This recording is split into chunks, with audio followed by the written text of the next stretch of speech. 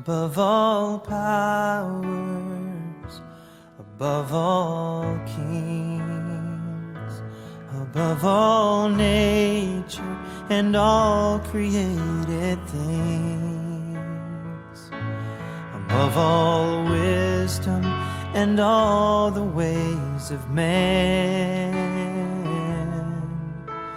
You were here before the world began. Above all kingdoms, de Dieu. Pourquoi le choix de Dieu? En parlant du choix de Dieu, la question que nous devons nous poser, pourquoi le choix de Dieu? Nous devons savoir une chose importante, que Dieu fait des choix. Dieu choisit des personnes pour accomplir lui sa volonté. La Bible dit d'une telle ou une telle, c'est lui qui appelle un oiseau de proie et un homme pour accomplir ses desseins. Il dit, je l'ai dit, je le réaliserai. Il dit, je l'ai conçu et je l'exécuterai. Le choix de Dieu. Nous allons lire des passages cet après-midi. Jean 15, le verset 16. Et 1 Samuel 16, le verset 1 à 13.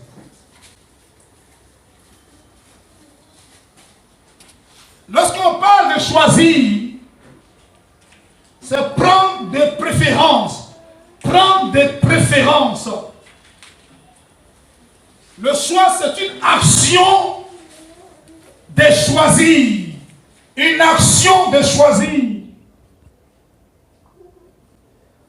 En parlant du choix de Dieu,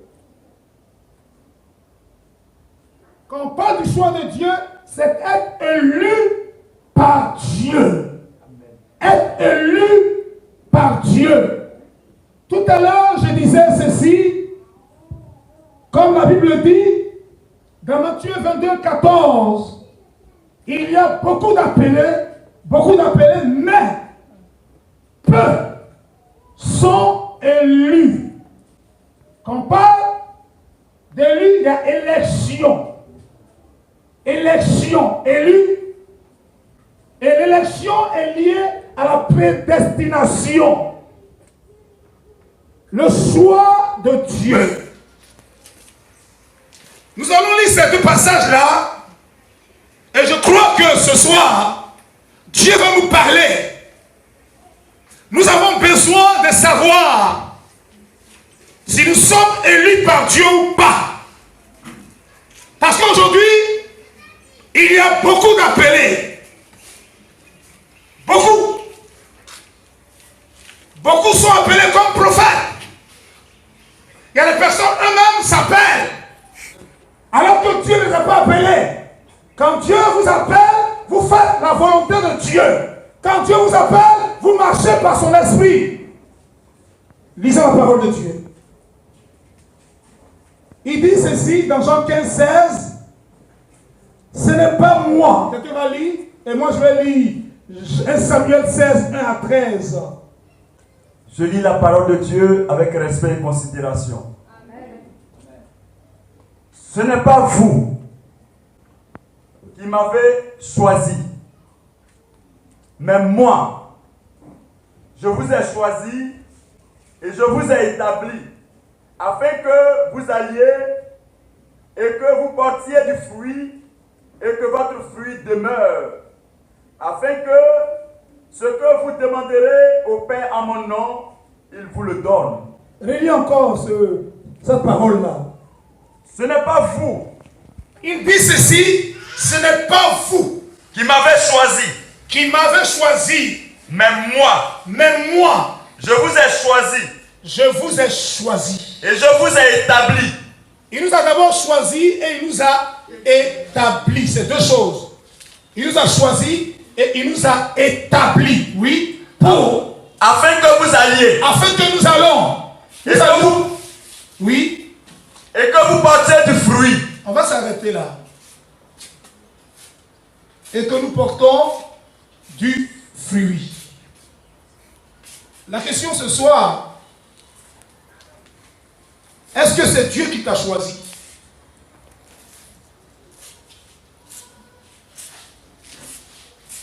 Est-ce que tu as le choix de Dieu?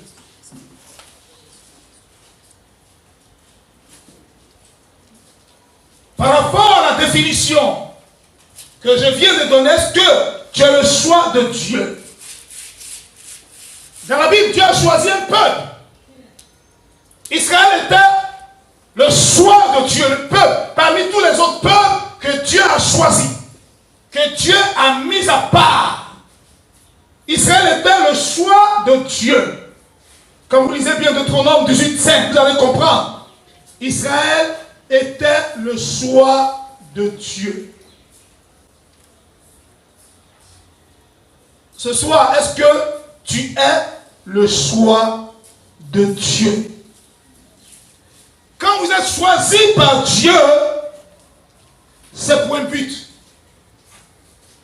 Quand vous êtes choisi par Dieu, c'est pour accomplir, comme je l'ai dit, sa volonté. Comme Israël a été le choix de Dieu, parmi tous les peuples, Israël était le peuple que Dieu a choisi. Tu vas dire pourquoi? Là, on comprend la souveraineté de Dieu.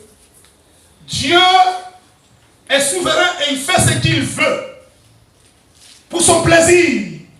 Et il n'a pas de compte à rendre à quelqu'un. Jésus dit, ce n'est pas vous qui m'avez choisi. C'est moi qui vous ai choisi pour que vous alliez et vous portez des fruits. Mais la question, est-ce que nous portons des fruits?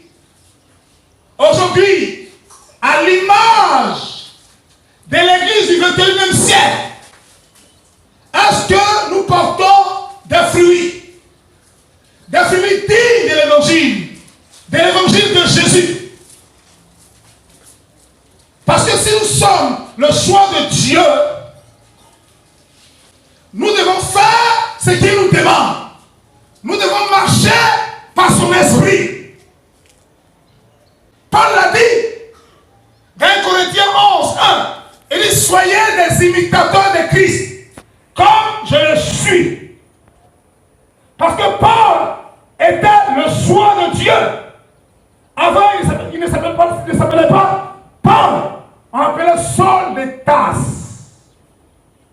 Auparavant, il combattait l'église. Il persécutait l'église. Mais il était le choix de Dieu sans le savoir. Mais la Bible dit, quand le temps du Seigneur arrivait, Dieu a permis que sur le chemin de Damas, Saul de Tarse rencontre le Seigneur. Et le jour où il a rencontré le Seigneur, il a compris qu'il était le choix de Dieu. Et Paul a marqué sa génération. Paul a marqué son histoire. Est-ce que ce soir, tu as le choix de Dieu? Si tu as le choix de Dieu, tu dois marquer ton histoire. Si tu as le choix de Dieu, tu dois marquer ta génération. Alléluia. Ce n'est pas vous qui m'avez choisi. Ce n'est pas nous qui avons choisi le Seigneur. C'est lui qui nous a choisis. C'est lui qui nous appelle. C'est son esprit qui nous attire. C'est son esprit qui nous amène à lui. Et nous devons comprendre, Église, que nous sommes le choix de Dieu. Amen. Et quand tu as le choix de Dieu, laisse-moi te dire que ta vie est différente des autres. Comme Joseph était le choix de Dieu, parmi tous ses frères, il était le choix de Dieu. Mais regardez un peu sa vie, ce qu'il a connu comme humiliation, comme difficulté, comme épreuve. Ça commençait dans la maison de son père, par ses frères. Pourquoi? Parce que quand tu as le choix de Dieu, la grâce de Dieu est sur toi. Quand tu as le choix de Dieu, la gloire de Dieu est sur toi. Quand tu as le choix de Dieu, la faveur de Dieu est sur toi. Et Joseph était le choix de Dieu. Quand tu n'es pas le choix de Dieu, tu ne déranges personne. Oui, tu ne déranges personne. Es-tu le choix de Dieu ce soir? Est-ce que tu crois que Dieu t'a choisi? Comme Esther, parmi toutes les femmes, elle était le choix de Dieu. Comme Ruth, elle était le choix de Dieu. Comme Rahab, la prostituée, elle était le choix de Dieu. Est-ce que ce soir, tu es le choix de Dieu? J'attends que tu m'amènes. Je dis, est-ce que ce soir, tu es le choix de Dieu? Est-ce que tu crois que Dieu t'a choisi? Est-ce que tu crois que tu es l'élu de Dieu? Est-ce que tu crois que tu es le choix de Dieu? Si tu es le choix de Dieu, acclame le Seigneur ce soir. Israël, le peuple israélite, était le peuple choisi par Dieu. Est-ce que vous le savez? Quelqu'un m'a dit Deutéronome 14, 2. On va aller vite, vite, vite. Et je vais rentrer dans le vif de mon sujet. Vous allez voir qu'Israël était le peuple choisi par Dieu.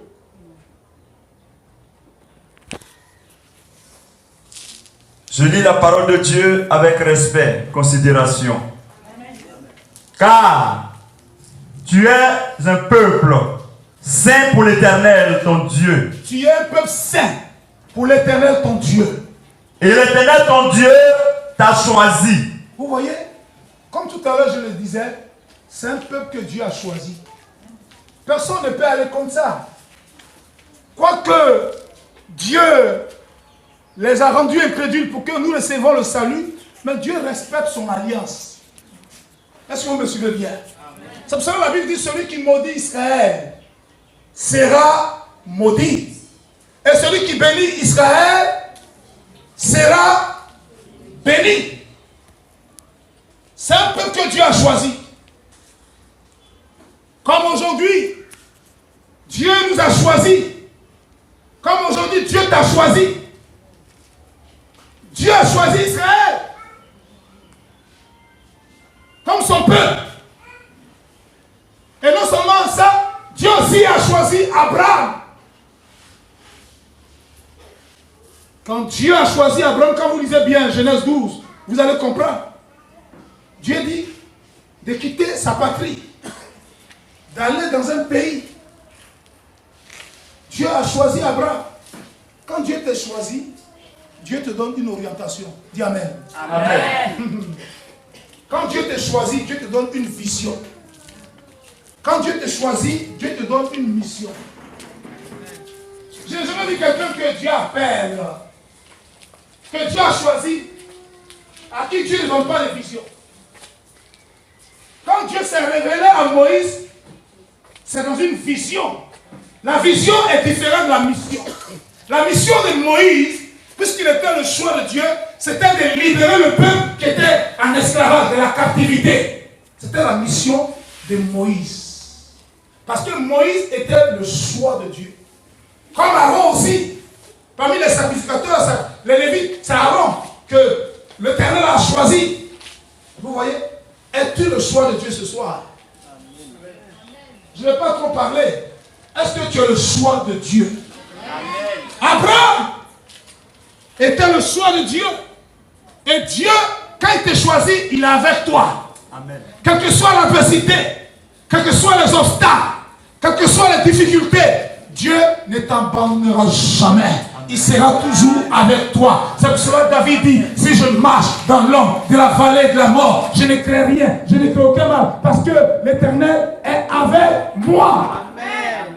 L'essentiel, c'est que Dieu soit avec toi. Mais si Dieu n'est pas avec toi, tu es foutu. Si Dieu n'est pas avec toi, tu es malheureux. Moïse a été choisi par Dieu. Abraham a été choisi par Dieu. Dieu a mis Aaron auprès de Moïse parce qu'il était le choix de Dieu. Et frère, laissez-moi vous dire que quand Dieu vous choisit, vous ne pouvez pas échouer. Votre échec devient une victoire. Votre échec vous amène à acquérir l'expérience, à acquérir la maturité. Parce que Dieu ne joue pas, vous n'allez jamais aussi échouer. Amen. vous avez quelque part où Dieu a joué. Celui que Dieu a choisi, il n'échoue jamais. Même l'échec qu'il vit, c'est une victoire. Mais beaucoup ne comprennent pas ça. Es-tu le choix de Dieu? Vous savez, par rapport au choix de Dieu, je le disais un jour que on ne devient pas apôtre. Non, non. On ne devient pas prophète. Non, non. Il dit à Jérémie, depuis le sein de ta mère, je te connaissais. Il dit, je t'ai consacré prophète des nations. Alléluia. Amen. Je crois que si tu es apôtre, tu es prophète, c'est parce que depuis le ciel, depuis l'éternité que tu étais déjà prophète, depuis l'éternité que tu étais déjà apôtre, depuis l'éternité que tu étais pasteur. Est-ce que tu comprends ça? Cela vient se matérialiser simplement physiquement. Est-ce que vous savez? Parce que c'est le monde spirituel qui contrôle le monde physique. Il dit depuis le sein de ta mère, il était déjà le choix de Dieu. Il dit je te connaissais. Dieu vous connaissait avant que vous ne veniez sur cette terre. Alléluia. Amen. Vous étiez dans l'éternité avec lui. Est-ce que vous comprenez? Tu es un élu de Dieu. Amen. Tu es un élu de Dieu. Amen. Tu es le choix de Dieu. Amen. Regardez tout à l'heure le témoignage que je venais d'attendre. C'est ce que le Seigneur m'a dit. Il dit, je permets ça pour briser mon fils. Pour qu'il soit un homme mature. Un homme qui apprenne à compter sur moi. Parce qu'il avait mis son cœur sur les hommes. Oh bien-aimé, laisse-moi te dire. J'ai vécu ça, j'ai expérimenté cela. Voici le temple. Les hommes, ceux qui j'ai prophétisé ici, je vais bâtir le temple. Ils ont eu 400 millions par mois jusqu'à 2 ans. Quand ils ont eu ça, ils ont fui l'église. D'autres 90 milliards, Dieu a décanté. Ils vont construire les églises. D'autres 25 millions. Il y a eu tellement les témoignages. L'homme de Dieu est un homme de Dieu. Mais après, c'est maintenant, un jeune homme derrière. Il vient d'arriver 5 mois, Dieu a commencé à le bénir. C'est lui qui est en train de construire bientôt l'église. Ça a commencé depuis 2 jours. Le temps, parce que nous ne sommes pas dans le temps Kairos, nous sommes dans le temps de Dieu. Et ce soir, je t'annonce que tu es dans le temps de Dieu, tu es le choix de Dieu. Ce message est prophétique. Je vais te parler prophétiquement ce soir. Tu es le choix de Dieu. Comme Israël était le choix de Dieu, comme Abraham était le choix de Dieu, comme Moïse était le choix de Dieu, comme Paul. Paul était le choix de Dieu, si vous savez ça. Tout ce que Paul faisait était dans la volonté de Dieu. Était dans le plan de Dieu. Est-ce que vous savez ça? Sinon Dieu allait permettre qu'on tue Paul. Mais Paul avait une mission à accomplir sur la terre. Est-ce que vous savez ça? Quand on lit Actes 9, 15, quelqu'un me lit ça rapidement. Le choix de Dieu.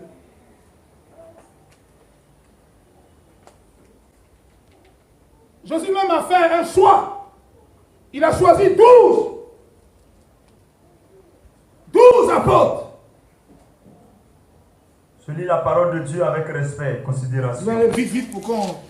Mais le Seigneur lui dit, va, car cet homme est un instrument que j'ai choisi. Cet homme est un instrument que j'ai choisi. Pour porter mon nom. Pour porter mon nom.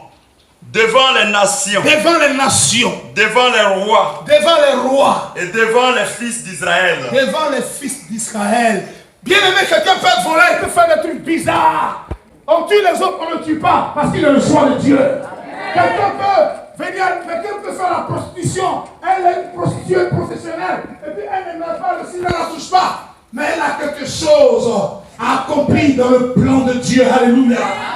Regardez cette femme, Marie de Béthanie. C'est la femme qui a pu soutenir Jésus dans son ministère. Marie de Béthanie. On dirait Marie de Magdala. Avec sa prostitution, Elle a tout fait. Elle voulait voir Jésus, mais elle a pu le voir. Mais quand elle est venue, qu'est-ce qu'elle a fait? Elle est venue avec un parfum de nard. Regardez une prostituée. Elle est le choix de Dieu. Ta vie est prostituée. Je veux te dire ce soir, tu es le choix de Dieu dans ta famille. Tu es le choix de Dieu dans ton quartier. Tu es le choix de Dieu dans ton village. Je vais te parler un peu prophétiquement. Tu es le choix de Dieu.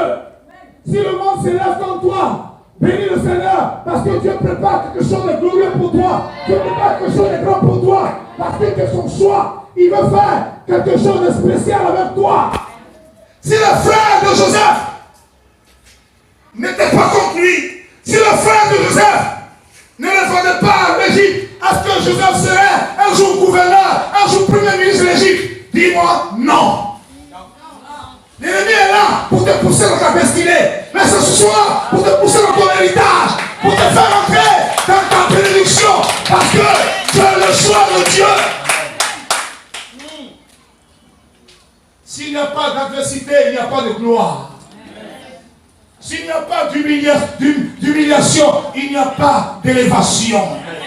Alléluia. Les grands hommes ont une histoire. Les grandes femmes ont une histoire. Dieu est en train d'écrire l'histoire de ta vie. Parce que tu n'es pas n'importe qui, n'importe quoi. Tu es une personne de valeur. Tu es une personne importante. Tu es le choix de Dieu. C'est pour cela, la puissance de ténèbres s'élève contre toi. La puissance occulte s'élève contre toi. Parce que Dieu est en train de préparer ton témoignage. Je suis trop attaqué. Pourquoi te plains-tu? Bénis le Seigneur. Je souffre trop. Dieu prépare quelque chose de glorieux pour toi.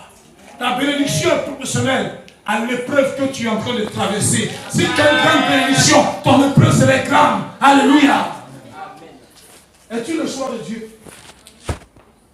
Judas a été appelé, mais il n'avait jamais été élu. Sinon, il n'allait pas aller se pendre. Il n'allait pas aller se suicider. Alors que Pierre a relié Jésus 3 fois. Jésus m'avait prophétisé sur ça. Mais il dit, j'ai prié pour toi. Frère, Jésus ne prie pas pour tout le monde. Il dit, Père, je ne prie pas pour le monde, mais je prie pour ceux que tu m'as donnés. Alléluia. Je prie pour ceux que tu m'as donnés. Ceux qu'il a choisis. Ceux qu'il a prédestinés avant la fondation du monde. Et tu fais partie de ceux-là. Tu as le choix de Dieu. Tu es le lit de Dieu. C'est pour cela Dieu va arrêter le règne des ténèbres dans ta vie à partir d'aujourd'hui. On vous dit il y a un temps pour toutes choses, un temps pour souffrir, mais un temps d'élévation. Dieu t'élèvera ce soir. Parce que tu as le choix de Dieu.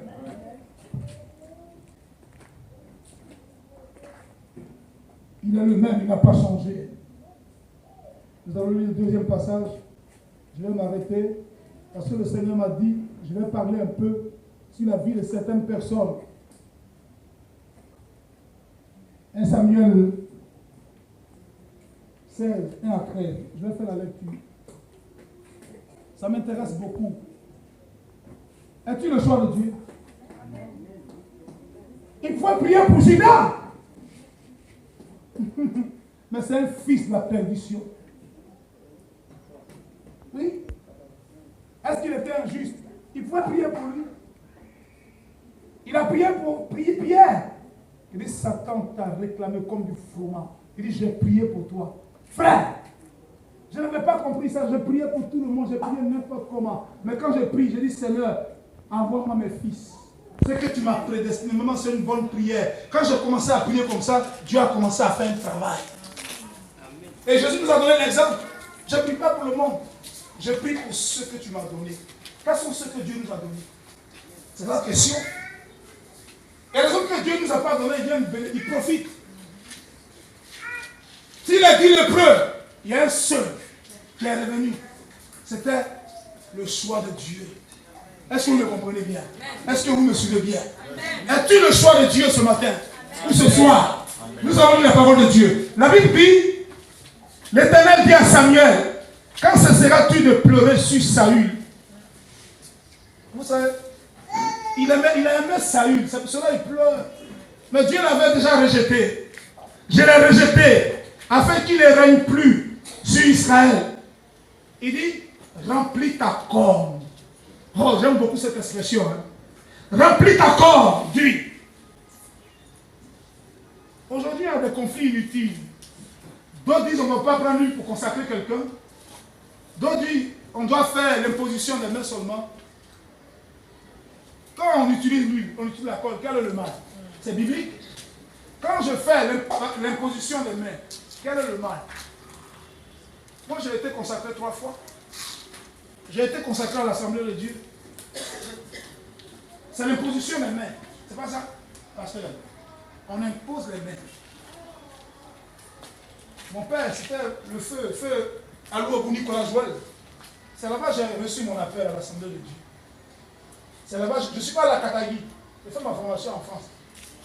Et je suis resté avec lui et j'ai démissionné en 97. Ouais. Mais je suis toujours en bon terme avec ses pasteurs. Gongolais est venu ici 3 fois. Vous voyez? Avec Boignon, Apollinaire, tout ça. J'ai gardé des bonnes relations. Parce qu'aujourd'hui, quand Dieu commence à utiliser les gens, il méprise l'aide des aînés. C'est une erreur que vous faites. Il a vécu ce qu'il a déjà traversé, ce que tu commences à faire là. Il entend. Quand Dieu commence à se manifester, on va se mettre au même niveau que son leader. Quand Dieu commence, quand quelqu'un commence à tomber, hein, ils vont aller chez les fidèles pour aller prier. Parce que maintenant, le père est jaloux. Comment un père jaloux de son fils? C'est un père sorcier. C'est un père qui a des problèmes. Quand ton fils émerge, c'est une joie pour toi. Je défie tous les hommes de Dieu ici, tous les serviteurs. Je lui ai dit, si tu aimes le travail, tu vas fuir. Tu vas faire le programme avec moi. Mais c'est jamais jaloux de toi. Si je te lance que tu excelles, mais qui bénéficie? Quand tu vas aller, on dit le fils de la peau, l'allié. Et ça me rend joyeux parce que je sais que j'ai semé quelque chose en toi. Et c'est ce que je vais dire aux Ivoiriens. Je l'ai dit à une réunion pastorale. Pourquoi des combats inutiles? Pourquoi des guerres de fidèles? Les fidèles, les âmes ne t'appartiennent. On fait parler des fidèles. Ça, c'est mon fidèle. Il y a un pasteur qui m'a dit, fait parler d'ici. Non, c'était ridicule. Le petit m'a connu en 2006. Où je suis allé prêcher, il y a eu 2 aveugles qui ont recouvert la vue, 2 sourds. Et Dieu a opéré des miracles ce jour-là. Le petit était là. Et il a perdu mes contacts. Et un jour, il voit mes affiches, il voit le révérend Apôtre Lallier. Il dit, ça c'est mon papa, ça je vais aller là. À cause de moi, il vient au programme. Il est venu au programme, comme le petit a donné les bonnes offrandes. Quand l'homme de Dieu a vu ça, il s'est accroché. Et le petit m'a dit, le vieux, tu as prié pour moi quand je te cherche. Et il a tourné le petit, il dit, le petit, il appartient. Donc le petit dit, papa, ça faut aussi le monde parler mal. Hein. Il dit, non, il faut le laisser. Mais pour s'élever d'ici, oh, Dieu m'a utilisé pour relever l'église, pour bâtir l'église. Vous voyez? Je lui ai dit, mais il faut le prendre. Il faut le prendre. Le petit dit, ne pas prendre dessus. Vous voyez? Mais quelqu'un qui a de Dieu, qui peut faire ça. Parlant de fidèles. Hein? Il y a trop de choses. Sortons de cette chose-là. Grandissons un peu. Vous voyez? Chacun a sa grâce. Chacun a son onction. Quand on se met ensemble, on est dangereux. La Bible dit, à la tour de Babel, quoi qu'ils étaient unis, ils avaient un mauvais projet. Dieu dit, descendons pour les confondre. Si Dieu ne se précipite pas, ils allaient atteindre l'objectif. Quand on est unis, il y a rien qui peut nous ébranler. Vous voyez? Et c'est ce que je dis à tous les hommes de Dieu de cette nation. L'union fait la force. Quand 2, 3 s'accordent, dans un même esprit, même pensée, non, Dieu fait des merveilles. Pourquoi se combattre? Vous voyez? Je suis le seul homme de Dieu ici qui est. Il y a plus de 90 pasteurs qui ont prêché ici. Il y a des amis qui nous sont venus me voir pour dire, mais pourquoi tu laisses les hommes de Dieu prêcher ici? J'ai dit, mais combien d'années je prêche, je suis fatigué, mais moi je vais écouter les autres. Je ne connais pas la jalousie. Christ ne connaissait pas la jalousie. Si tu as sa nature, tu ne peux pas être jaloux. Parce qu'en son temps, il y avait quelqu'un qui prêchait en son nom. Les disciples disent, ah, il fait comme toi, on va l'empêcher. Il dit, s'il fait comme moi, laissez-le, le rang de Dieu avance. Il a pleuré sur lui. Dieu dit à Samuel, remplis ta combi et va. Je t'enverrai chez Isaïe Bethlémite, car j'ai vu parmi ses fils celui que je désire pour toi. Dieu n'a pas révélé l'identité. C'est pas tout Dieu révèle.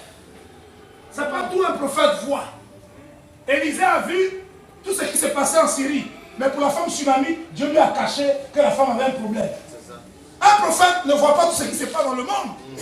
Aujourd'hui, le mystère prophétique est devenu un truc de, comment on appelle, un grand les féticheurs, un maraboutage. Et Jésus dit plusieurs faux prophètes sont dans le monde. Et vous n'avez pas peur de ça, plusieurs. Cherchez un vrai prophète. Un véritable prophète, c'est celui qui prêche la parole de Dieu. Un véritable prophète, c'est celui qui prêche la vérité. Un véritable prophète, c'est celui qui est laissé par l'Éternel. On le reconnaît par l'accomplissement de ses prophéties. On donne nos numéros de téléphone jusqu'à là, il n'y a rien. Qu'est-ce qui va se passer? Car j'ai vu parmi ses fils celui que je désire pour roi. Aujourd'hui, c'est un jour spécial. Amen. Un jour exceptionnel. Amen. Samuel dit, comment irai-je? Saül le prendra et il me tuera. Vous voyez, le prophète Marie avait peur. Et l'Éternel dit, tu amèneras avec toi une génisse et tu diras, je viens pour offrir un sacrifice à l'Éternel. Tu inviteras Isaïe au sacrifice, je le ferai connaître ce que tu dois faire. Et tu oindras pour moi celui que je te dirai. Samuel fit ce que l'Éternel avait dit, et il alla à Bethléem. Les anciens de la ville accoururent effrayés au devant de lui et dit, ton arrivée annonce-t-elle quelque chose d'heureux? Les apôtres sont les prophètes. Parce qu'on dit, c'est les prophètes qui sont considérés. Qui vous a dit ça? Tout le monde, prophète. Pasteur, prophète. Il n'y a plus pasteur. Tout le monde, prophète. Parce qu'aujourd'hui, les gens aiment consulter. Les gens aiment la facilité. Ils n'aiment pas l'évangile vrai, l'évangile pur. Ils veulent qu'on leur dise, tu vas voyager. Tu vas te marier. Attends, qui a dit que tu ne vas pas te marier? C'est une promesse. Tu vas te marier. À moins que Dieu veut que tu sois comme, je ne sais pas, comme une sœur. Là, tu vas intercéder. Tu vas faire l'œuvre de Dieu, mais tu es destiné, tu es prédestiné à te marier. Il dit quoi? Il répondit, oui, je viens pour offrir un sacrifice à l'Éternel. Sanctifiez-vous et venez avec moi au sacrifice. Il fit aussi sanctifier Isaïe et ses fils, et il les invita au sacrifice. Lorsqu'ils entrèrent, il s'est dit, en voyant Eliab, certainement, loin de l'Éternel est ici, devant lui. Il était beau, il était costaud, musclé, puis il regardait la démarche. Il dit non, vous voyez, la Bible dit, l'homme regarde à ce qu'il frappe. L'homme regarde à l'apparence, mais Dieu regarde le cœur. Lui, automatiquement, il a vu, il dit c'est lui, c'est Eliab. Abinadab est venu, il dit c'est lui. Dieu dit, c'est pas tout cela je les ai rejetés. Vous voyez ce que Dieu dit? Il les a rejetés. L'Éternel n'a pas non plus choisi celui-ci. Isaïe fit passer Shama. Et Samuel dit, l'Éternel n'a pas non plus choisi celui-ci. Isaïe fit passer ses 7 fils devant Samuel. Et Samuel dit à Isaïe, l'Éternel n'a choisi aucun d'eux. Le verset 11. Puis Samuel dit à Isaïe, songe, là tous tes fils.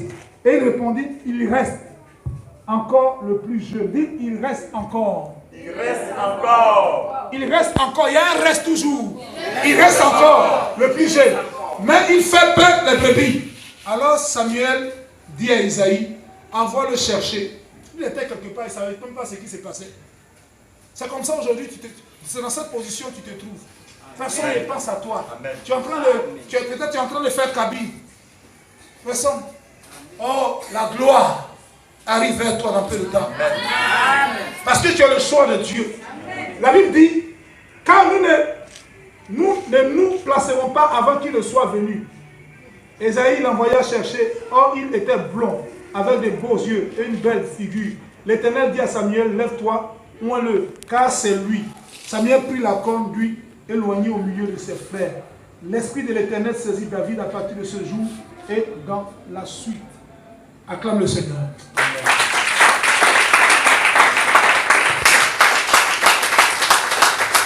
Vous savez, quand le temps de Dieu arrive, Dieu n'ouvre pas les portes. Vous savez ce que Dieu ouvre? Dieu ouvre les portails. Les portails. Et ce portail il va ouvrir. Quand David a reçu l'huile, La Bible dit, les choses ont commencé à changer. Quand il a reçu lui, la royauté s'approchait de lui. C'est comme ça, la gloire est en train de s'approcher de toi. C'est comme ça, l'élévation est en train de s'approcher de toi. Parce que tu as le choix de Dieu. Jésus lui-même, Dieu l'a mis à part. Il dit, l'Esprit de Dieu est sur moi parce qu'il m'a oint. Il m'a mis à part pour un but, pour annoncer une bonne nouvelle, pour guérir ceux qui ont le cœur brisé, pour rendre libres les opprimés, pour délivrer les captifs. Ce soir, tu as le choix de Dieu. Amen. David, à qui personne ne passait dans sa famille, était quelque part en train de perdre le troupeau. Il était le choix de Dieu. Arrête de pleurer. Arrête de te lamenter. Arrête de murmurer pour dire, je suis fatigué. Et quand tu es fatigué, c'est là où Dieu rentre en action. Quand tu es fatigué, tu n'as plus de force, que Dieu rentre en mouvement. Tu as le choix de Dieu. Il dit, va. Il dit, remplis la conduite. Parce que le temps de l'élévation de David était arrivé. Il y a un temps où Dieu permet que tu sois caché, mais il y a un temps où Dieu te révèle. Je crois que le temps est venu pour David, pour être révélé véritablement dans la nation, pour que les hommes puissent voir son ministère. Le temps est venu pour que Dieu puisse te révéler. Amen. David était quelque part. Sa façon dit non, c'est pas vous, c'est pas toi. N'as-tu pas un autre fils? Il s'est rappelé de son fils, le plus petit, le récalcitrant. Peut-être le bouillon. Et Dieu a permis qu'il reçoive l'onction. Ce soir, tu vas recevoir l'onction du. Et ta vie ne sera plus la même. On va se tenir debout.